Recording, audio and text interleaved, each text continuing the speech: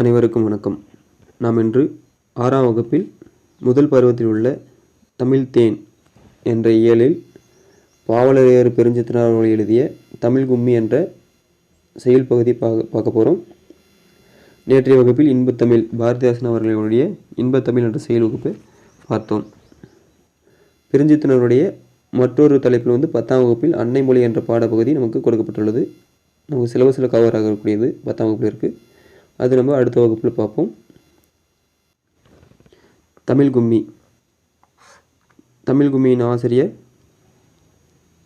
பாவலரேறு பெருஞ்சித்திரனார். தமிழ் கும்மியின் ஆசிரியர் பாவலரேறு பெருஞ்சித்திரனார்.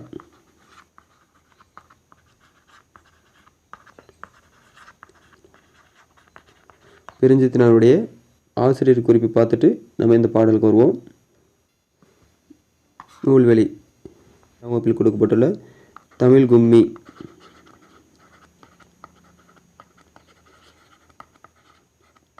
தமிழ் கும்மி என்ற பாடல் கனிச்சாறு என்னும் நூலில் இடம்பெற்றுள்ளது. இந்த கனிச்சாறு என்ற நூலானது 8 தொகுதிகளாக நமக்கு வெளிவந்துள்ளது. கனிச்சாறு என்ற நூல் 8 தொகுதிகளாக வெளிவந்துள்ளது. இந்த கனிச்சாறில் இடம்பெற்றுள்ள தமிழ் கும்மி பாடல் தமிழ் உணர்வு நிறைந்த பாடல்களை கொண்டுள்ளது. இந்த கனிச்சாறு நூல்கள். கனிச்சாறு நூலானது தமிழ் உணர்வு நிறைந்த பாடல்களை கொண்டுள்ளது. கனிச்சாறு அதில் நம்மளுக்கு தமிழ் கும்மி என்ற பாடல் இடம்பெற்றுள்ளது. இந்த கனிச்சாறு என்ற நூலை எழுதியவர் ஆசிரியர் பாவலரேறு பெருஞ்சித்திரனார். பெருஞ்சித்திரனாருடைய இயற்பெயர் துரை மாணிக்கம். துரை மாணிக்கம். இவர் பாவலரேறு என்னும் சிறப்பு பெயரால் அழைக்கப்படுகிறார். பெருஞ்சித்திரனார் பாவலரேறு என்று சிறப்பு பெயரால் அழைக்கப்படுகிறார். துரை மாணிக்கத்தின் சிறப்பு பெயர் பாவலரேறு என்று அழைக்கப்படுகிறார். துரை மாணிக்கம் பாவலரேறு என்னும் சிறப்பு பெயரால் அழைக்கப்படுகிறார். கனிச்சாறு, கொய்யாக்கனி, பாவிய கொத்து, நூறாசிரியம் முதலியன நூல்களை இயற்றியுள்ளார். மேலும் அவர் இயற்றியுள்ள நூல்கள் கனிச்சாறு 8 தொகுதிகளாக இடம்பெற்றுள்ளது என்று பார்த்தோம். ஐய என்பது அவர் வேலூர் சிறையில் இருக்கும் பொழுது எழுதப்பட்டது. சாதி ஒழிப்பு, இளமை விடியல், உலகியல் 100, திருக்குறள் மெய்ப்பொருள் உரை. தமிழுக்கு என்ன நூலாது? பாவலரேறு பெருஞ்சித்திரனார் எழுதியது திருக்குறள் மெய்ப்பொருள் தமிழுக்கு கருவூலமாக அமைந்துள்ளது. இந்த நூல் தமிழுக்கு கருவூலமாக அமைந்துள்ளது. மகபுக வஞ்சி, தனித்தமிழ் இயக்கத்தின் தோற்றமும் வளர்ச்சியும். அடுத்து நூறாசிரியம், பாவிய கொத்து, கொய்யாக்கனி, இன்சுவை என்பது, பள்ளி பறவைகள், வேண்டும் விடுதலை போன்ற நூல்களை பாவலரேறு பெருஞ்சித்திரனார் அவர்கள் இயற்றியுள்ளார். அடுத்தபடியாக தேன்மொழி, தமிழ் சிட்டு, தமிழீழம் ஆகிய இதழ்களை நடத்தினார் பாவலரேறு பெருஞ்சித்திரனார். இதில் தமிழ் சிட்டு என்பது அவர் வேலூர் சிறையிலிருந்து வெளிவந்ததுடன் மாணவர்களுக்காக, இளைஞர்களுக்காக எழுதப்பட்டதான் இந்த தமிழ் சிட்டு. தமிழ் நிலமானது 1982ஆம் ஆண்டு தமிழ்நிலம் என்ற இதழை தொடங்கினார். மேலும் பாவலரேறு பெருஞ்சித்திரனார் பற்றி மேலும் சில தகவலை பார்த்துட்டு நம்ம பாடலுக்குள்ளே போயிடலாம். பாவலரேறு பெருஞ்சித்திரனார் இயற்பெயர் துரை மாணிக்கம். பெற்றோர் துரைசாமி குஞ்சம்மாள். காலம் 10/3/1933 முதல் 11/6/1995. ஊர் சமுத்திரம், சேலம் மாவட்டம். முன்னாள் சேலம் மாவட்டம். பாவலரேறு பெருஞ்சித்திரனார் பிறந்த ஊர் சமுத்திரம்.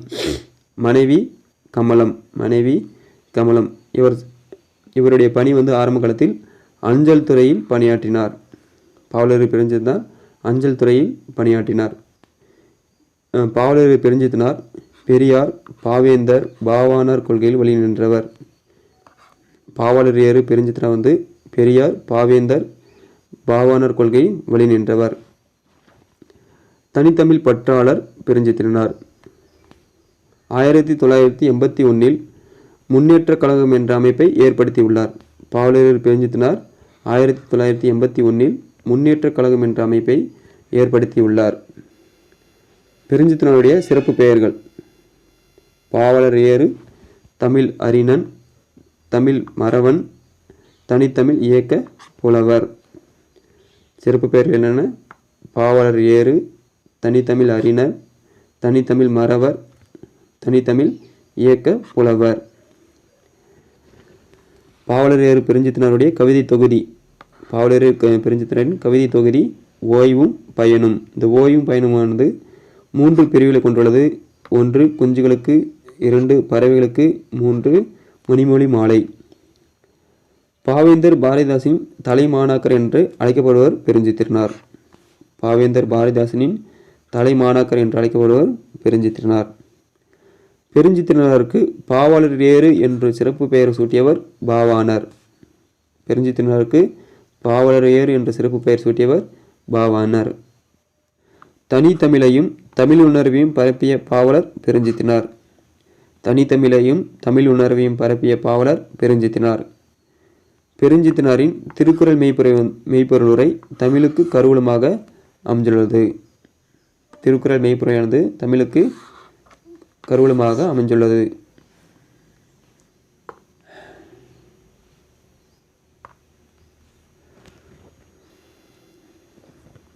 பெருஞ்சித்திரனாரை பற்றிய பிற தகவல். பெருஞ்சித்திரனார் இந்திய எதிர்ப்பை தூண்டுவதாக அரசால் குற்றம் சாட்டப்பட்டு வேலூர் சிறையில் அடைக்கப்பட்டார். சிறையில் இருக்கும் பொழுது ஐயை என்னும் தனித்தமிழ் காவியத்தின் முதல் தொகுதியை எழுதினார்.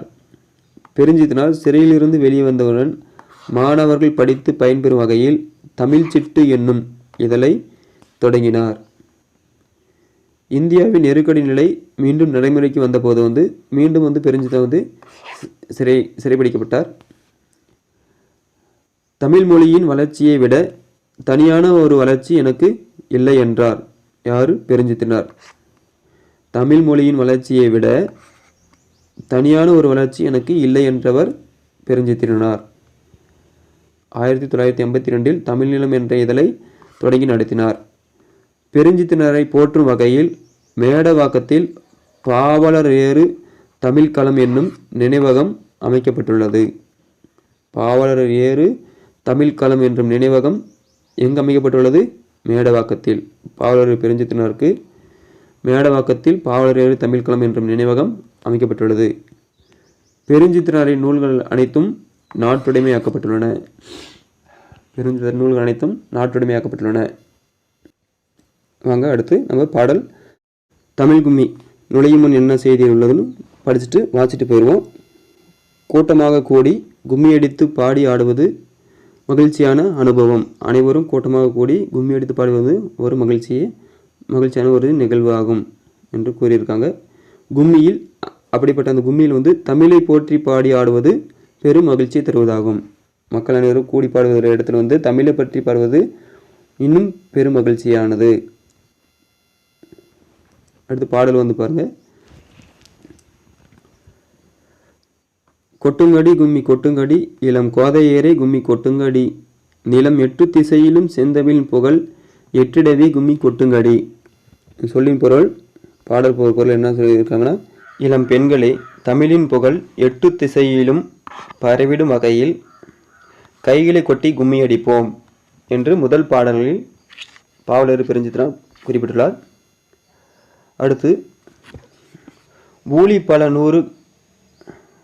பல நூறு கண்டதுவாம் அறிவு ஊற்றெனும் நூல் பல கொண்டதுவாம் பெரும் ஆழி பெருக்கிருக்கும் காலத்திற்கும் முற்றும் அழியாமல் நிலை நின்றதுவாம் அப்படின்னு 2வது பாடல்களை பாடியுள்ளார். அதில் உள்ள பாடலின் பொருள், பல 100 ஆண்டுகளை கண்டது தமிழ்மொழி. பல 100 ஆண்டுகளை கண்டது தமிழ்மொழி. அறிவு ஊற்றாகிய நூல்கள் பலவற்றை கொண்ட மொழி நமது தமிழ்மொழி.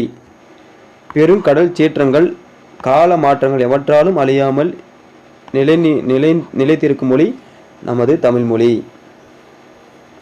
3வது பாடல், பொய்யகற்றும் உள்ள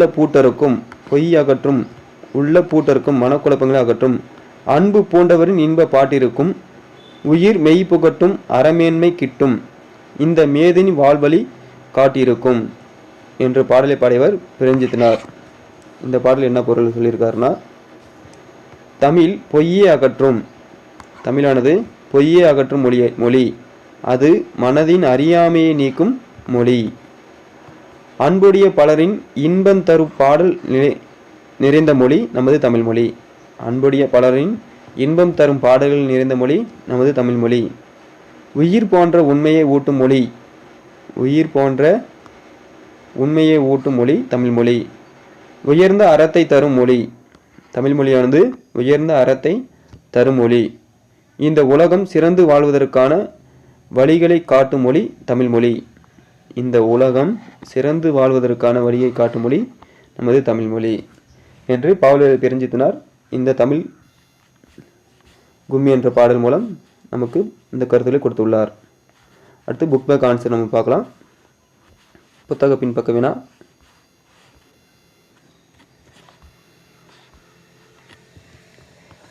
தாய்மொழியில் படித்தால் டேஸ் அடையலாம். தாய்மொழியில் படித்தால் என்ன அடையலாம்? மேன்மை. தாய்மொழியில் படித்தால் மேன்மை அடையலாம், உயர்வு. மேன்மை என்பது உயர்வு. தகவல் தொடர்பு முன்னேற்றத்தால் டேஸ் சுருங்கிவிட்டது. தகவல் தொடர்பு முன்னேற்றத்தால் டேஸ் சுருங்கிவிட்டதுன்னா மேதினி. மேதினி என்றால் உலகம். செந்தமிழ் என்னும் சொல்லை பிரித்து எழுத கிடைப்பது செம்மை கூட்டல் தமிழ். பொய் அகற்றும் என்னும் சொல்லை பிரித்து எழுத கிடைப்பது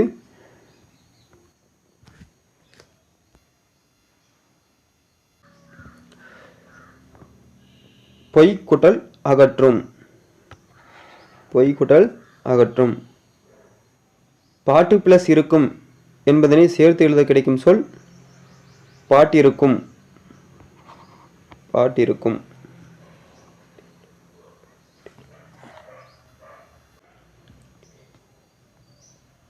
எட்டு திசை என்பதை சேர்த்து எழுத கிடைக்கும் சொல் எட்டு திசை. அடுத்து பாடல் அடிகளில் முதல் எழுத்து ஒன்றுவது போல் மோனை. சொற்கள் எங்கே இருக்குன்னு பாடலை பார்க்கணும். அடுத்து பாடல் அடிகளில் இரண்டாம் எழுத்து ஒன்றுவது போல் எதுகை எழுத்து. பாடல்களில் முதல்ல நம்ம பாடல் அடிகளில் முதல் எழுத்து ஒன்றுவது போல் வருவது மோனை. பாடல் அடிகளில் இரண்டாம் எழுத்து ஒன்றுவது போல் வருவது எதுகை. இதுவும் ஒன் வேர்டில் இது மாதிரியும் கேட்கலாம். அடுத்து பாருங்கள், பாடல் வரிகள் மோனை ஃபஸ்ட் எங்கே இருக்குன்னு பார்க்கலாம். மோனை என்பது முதல் எழுத்து ஒன்றில் வருவது தானே மோனை. முதல் எழுத்து ஏ. ஏ. கொட்டுங்கடி கும்மி கொட்டுங்கடி, கொட்டுங்கடி கும்மி கொட்டுங்கடி. அதே மாதிரி இந்த கொட்டுங்கடி கோதையரே. அதே மாதிரி ஊழி ஊழி, இதெல்லாம் மெய்ப்புகட்டும் ஆளி ஆளி, இதெல்லாம் மோனை சொற்கள். அடுத்து இயல்பு சொற்கள் பாருங்கள். இரண்டாம் எழுத்து ஒன்றி வருவது, இரண்டாம் எழுத்து ஒன்றி வருவது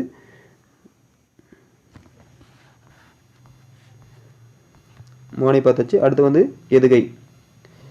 எதுகை எங்கெங்கே இடம்பெற்றுள்ளது பார்ப்போம். இரண்டாம் எழுத்து ஒன்றியவது எதுகை. கொட்டுங்கடில் இருக்கக்கூடிய இட்டு இங்கே இட்டு.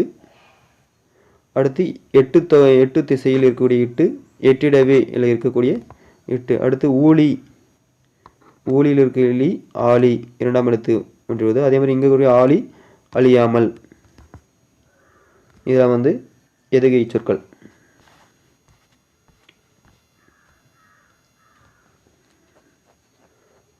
அதேபோல் பாடலடியில் இறுதி எழுத்து ஒன்றுவது போல் அமைவது இயல்பு சொற்கள். பாடலடிகளில் இறுதி எழுத்து ஒன்றுவது போல் வருவது இயல்பு சொற்கள். அடுத்து இந்த தமிழ் கும்மி என்ற பாடலின் இறுதி பகுதியில் நமக்கு வாணிதாசன் அவர்கள் எழுதிய ஒரு பாடல் நமக்கு கொடுக்கப்பட்டுள்ளது.